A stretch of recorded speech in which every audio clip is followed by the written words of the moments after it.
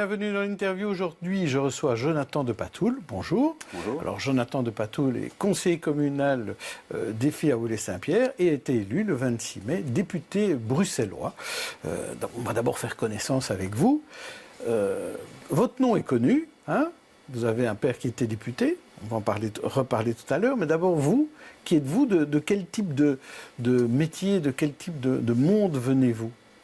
Ben moi, voilà, j'ai fait des études de vétérinaire. Donc, à la base, je suis vétérinaire. J'ai travaillé quelques années comme vétérinaire sur le terrain. Et puis, je suis parti comme volontaire en Afrique, toujours en tant que vétérinaire, à Madagascar pendant 2 ans. Et suite à cette expérience, j'ai voulu continuer dans le milieu de la coopération au développement. Donc je me suis engagé dans les ONG, dont Vétérinaires sans frontières pour commencer. Et puis maintenant, jusqu'à aujourd'hui, dans une ONG qui travaille sur tout ce qui est éducation à la citoyenneté pour les jeunes et sur des projets d'agriculture familiale au sud. Donc plus tellement avec la spécialité de vétérinaire, mais plutôt axé sur l'environnement. L'environnement, la coopération, de manière générale. Et alors, dans quel type de pays vous avez beaucoup voyagé? Donc, vous êtes un Bruxellois voyageur. Voilà, du coup, j'ai pas mal voyagé. Donc, moi, j'ai habité 2 ans à Madagascar et j'y retourne encore régulièrement dans le cadre de mon travail actuel. Et sinon, j'ai fait pas mal de pays en Afrique, le Bénin, le Burkina Faso, le Sénégal, le Rwanda, le Maroc. Et alors, au niveau politique, vous vous êtes présenté au communal, vous avez été élu avec la liste d'Effy à Oulé-Saint-Pierre. Mais la politique, c'est quand même assez nouveau pour vous, la politique active. Alors la politique active, effectivement, c'est assez nouveau pour moi puisque je me suis présenté aux dernières élections.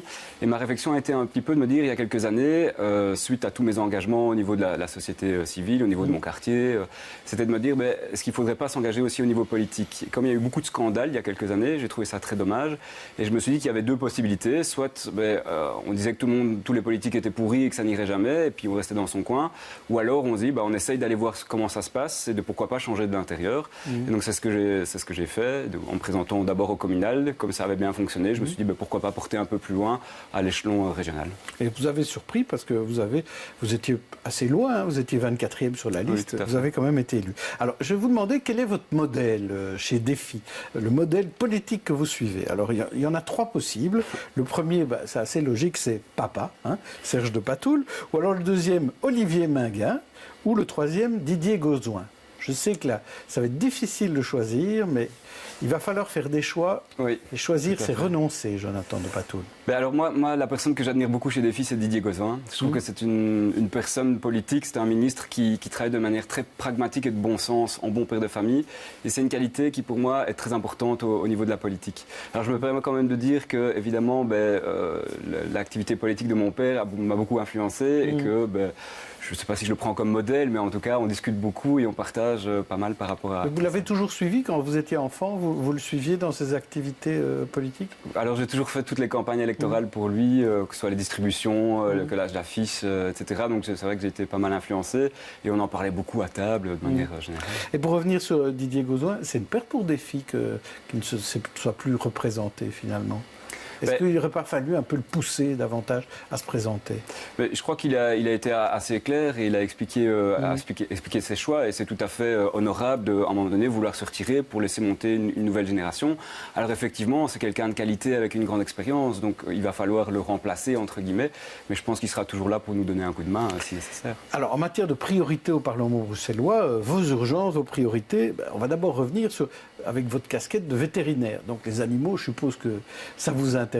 En plus, il y a une députée d'Ir Animal au Parlement. Donc, on va parler beaucoup d'animaux dans cette session, normalement. Qu'est-ce qui vous paraît important à faire passer comme idée en matière de bien-être animal ? Tout d'abord, je suis content qu'on puisse en parler un petit peu plus parce que c'est clair qu'en tant que vétérinaire, c'est une thématique qui m'intéresse. Je trouve que ce qui est très important, c'est surtout le lien social, le lien positif entre l'homme et l'animal. Pour un bien-être, que ce soit pour l'animal, mais aussi pour l'être humain. Et donc là, je pense qu'il y a vraiment des moyens de développer plus de projets, plus d'actions. Quoi, par exemple ? De manière très simple, ici c'est peut-être un peu plus au niveau local, mais ça peut être porté aussi au niveau régional, c'est d'intégrer des animaux de compagnie au niveau des maisons de retraite, pour que les personnes âgées puissent avoir une présence d'un animal, puissent s'en occuper. On va travailler de cette manière tout ce qui est le moteur, la praxie. On va aussi travailler tout ce qui est affectif ou tout ce qui est la mémoire. Donc la personne âgée doit se souvenir qu'il faut nourrir les animaux le soir ou le week-end. Et donc ça permet d'avoir des résultats très positifs. Et il y a beaucoup de scientifiques qui ont fait des études là-dessus maintenant, depuis les années 70 environ, et qui portent ce projet de manière assez convaincante. Donc ce genre de projet pourrait être parmi les premiers textes que vous pourriez déposer, je suppose, avec le soutien de votre collègue de Dire Animal. J'espère bien. Alors, l'environnement aussi, je suppose, va vous intéresser. Et à Bruxelles, on va beaucoup en parler aussi dans les mois à venir, notamment sur l'isolation des bâtiments. C'est une priorité, ça? C'est une priorité. Alors, pour moi, l'environnement, c'est une question fondamentale et ce n'est pas une politique qui doit être séparée des autres. C'est vraiment une politique qui doit être transversale à toutes les politiques. Notamment, on peut penser à la qualité de l'air, on peut penser à la mobilité et effectivement le logement. Dans le logement, il faut absolument isoler le bâti, puisque 60% des gaz à effet de serre sont dus en fait au chauffage domestique. Et donc pour ça, il faut mettre en place des politiques qui permettent aux Bruxellois d'isoler leur maison. Et qui doit payer? En réalité, s'ils isolent leur maison correctement, ils vont y gagner au final. Donc il faut voir, pour avoir un mécanisme qui permet d'enclencher ces travaux d'isolation, de voir aussi quelles sont les disponibilités pour pouvoir isoler assez rapidement tout le bâti. Mais normalement, si on fait ça correctement, eh bien l'habitant devrait voir sa facture d'énergie diminuer très fortement. Mais est-ce que ça veut dire, ma question c'est plutôt, est-ce que c'est quand c'est le cas d'une location, est-ce que c'est le propriétaire qui paye ou est-ce que c'est le locataire? Parce que c'est finalement le locataire qui va bénéficier de l'économie d'énergie et le propriétaire qui peut bénéficier d'un meilleur rendement de son bien. Donc qui doit payer l'investissement? C'est les services publics? C'est qui? Mais dans ce cas-ci, et quand on parle d'investissement de manière générale, il faut aussi voir l'état des finances de Bruxelles, qui est malheureusement pas très bon. Et donc ça, c'est des discussions globales avec l'ensemble des politiques. Donc c'est difficile de dire, pour telle politique, on va faire ceci ou cela pour l'instant. Par contre, au niveau du propriétaire et du locataire, je pense que le propriétaire doit faire les investissements puisque le bien lui appartient, mais qui peut éventuellement ensuite augmenter les loyers, puisque le locataire va y gagner en diminuant sa facture globale. Donc ce sera du gagnant-gagnant. Vous ne pensez pas qu'il y a un risque alors d'augmentation des loyers à Bruxelles? On a vu aussi dans la campagne que ça discutait ferme sur le prix des loyers qui était trop élevé. Et là, il va y avoir peut-être un gouvernement progressiste de gauche à Bruxelles, comme on dit, avec des filles, justement. Et on ne va pas parler d'encadrement des loyers à ce moment-là? Alors c'est un sujet qui sera sur la table, c'est certain. Alors maintenant, ça fait partie d'un package global de négociations aussi, parce que c'est toujours difficile d'extraire un sujet alors qu'il y en a tant d'autres. Je ne pense pas en réalité que, logiquement, je veux dire par rapport au budget général consacré aux loyers et aux charges, normalement, ça devrait rester à l'équilibre. Parce que si on isole et qu'on augmente un petit peu le loyer, en contrepartie, on paye moins de charges. Donc c'est dans cette optique-là, en tout cas, tout le monde doit s'y retrouver. C'est l'objectif. Et en matière de mobilité, un autre élément parfois qui fâche, c'est le métro. Hier, à votre place, Léla Agic a dit le métro, c'est important. Il faudra trouver une solution avec Écolo pour qu'ils acceptent qu'il y ait ce métro. Vous aussi, vous êtes dans la même idée?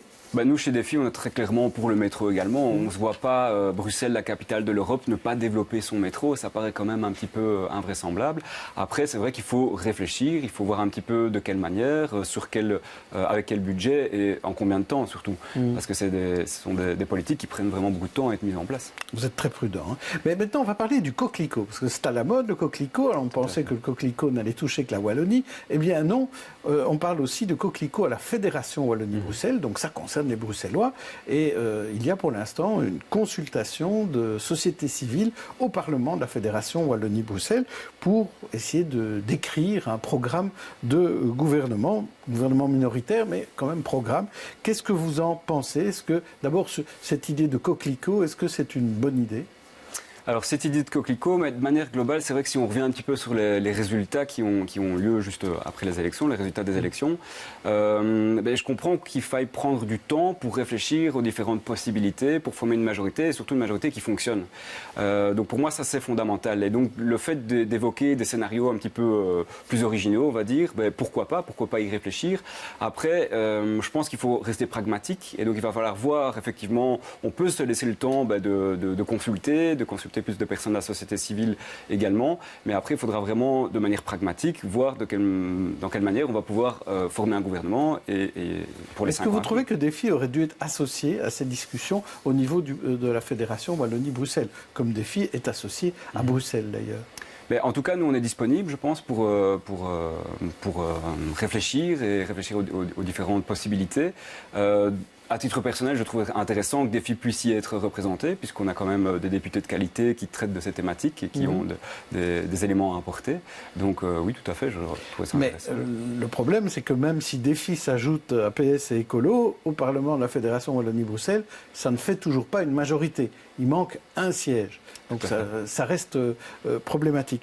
Mais pourquoi à Bruxelles, on n'a pas fait ces aspects aussi originaux en faisant appel à la société civile? Pourquoi à Bruxelles, on s'est dit on peut s'en passer de cette étape-là? Je crois qu'à Bruxelles, de manière assez mathématique, il y avait la possibilité de faire une majorité progressiste avec le PS Écolo et nous-mêmes assez rapidement. C'est opportuniste alors ce que vous dites là. C'est opportuniste ce que font PS et Écolo en Wallonie. Encore une fois, je crois qu'en Wallonie, les résultats sont effectivement différents. Donc il faut voir toutes les solutions possibles pour faire un gouvernement, une majorité qui va fonctionner le mieux possible.